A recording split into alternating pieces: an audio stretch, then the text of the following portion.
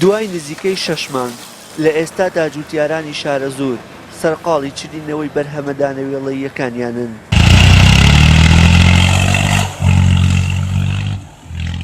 وەک خۆیان دەڵێن بەهۆی مەترسی ئاگرکەوتنەوە و سووتانی خەرمانەکانیان بەراورد بە ساڵی ڕابردوو زووتر لە وادەی خۆی دەستیان بە دوورینەوەی گەنم و جۆکانیان کردووە. ئەوان دڵخۆشن بەوەی بەرهەمی ئەم ساڵیان بە بڕشت و جوانتر بووە بەراورد بە ساڵی ڕابردوو. بەڵام ئومێدیان بە حکومەتی کوردی نییە و بە ناچاری بە کەمتر لە نرخی ئاسایی خۆی بە بازرگانە عەرەبەکانی خوار و ناوەڕاستی عێراق دەفرۆشن. بەرووبوومی کشت و کاڵی لەم سنوورە گوندی قسرت و شەمە و کەماڵان و دەربەن فەقەرە و شێخۆمەر و ئەم منتیقەیە منتیقەی بەری پشتی شارە زوری پێڵێن دوو بەشە بەشێکیان عەرزی خۆمانە مڵکی خۆمانە زۆربەی خەڵک بەدەست خۆیەتی بەشێکی تریش زۆربەی ئێستا خەڵک بە ئیجارێکایەت عەرزەکانەکری و بە ئیجارێکە ئەوەی کە بە ئیجارێکە لەوە ئەچێ بە شێوەیەکی گشتی مەعاناتی زۆرتر بێ ئەوەی کە هی خۆیەتی باشترە ئەوەی کە کێشەی ئێمە لایەنی یەکەم ئێمە ئەوەی کە لەسەرمانە و دەست لە دەست و قۆ لەخوا بسمیلا تۆوی ئەدەین لە مانگی دوانزەوە دەست پێ یەکەین و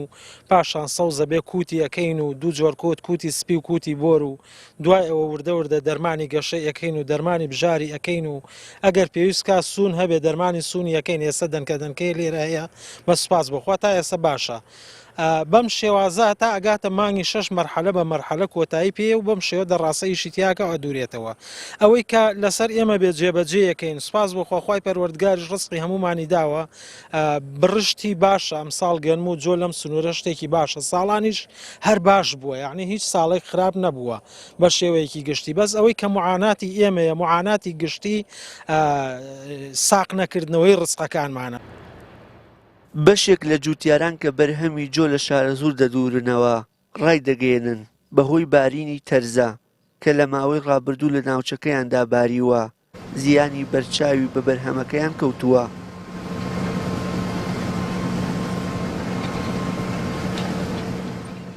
ئەم کەوتنی جۆ دایمەن جۆ لە بەهارانە کە بارانی زیایی هەبێت قورسە بێ و ئەی خاتیا تەرزە ئەلەو کاتانە زۆر جۆی کوردی بە تایبەتی جۆ دووسێ نەوعیەتەم و ئوکرانیەکە هەیەەوە ناکەی بەڵام ئەم جۆ کوردیە هەمی تەختە بێ بە عەرزەوە ئیتر دەڕاستیت بە ناڕەحەت هەڵێگرێت زەرەری زۆرێ بێ وە کارەکەی باران و تەرزەیە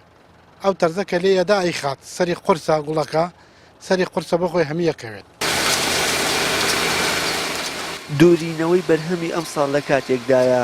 جوتیاران تا ئێستا بەشێک لە پاری ساڵی 2014 و 2015 و 2016یان وەرنەگرتووە و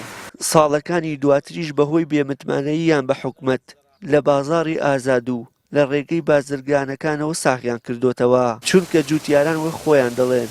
ئەو پەندە کوردیە ڕەچاو دەکەن کە دەڵێت هەشت بێ و نەمشت بێ نەکنەوە بێ و نەبێ. وشار محەممەد کەناڵی ئاسمانی پەیام شارە زوور.